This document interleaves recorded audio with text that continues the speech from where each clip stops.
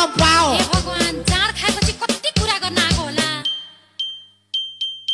जाँड नखाँदाको कुरा खाँदाखेरि आउँछ, अमृत खाँदा पनि यति मजा कसले पाउँछ। हाड खाए नि सब खाए नि रक्सी भने रक्सी, निचा हाँस्दै रक्सी कप्सी होटल बाल्ने पुग्छ। सुरुमा झाड सिकाउन अर्कैले पैसा तिर्ने, बानी परेपछि त आफ्नो खल्तीलाई मात्रै पिर्ने।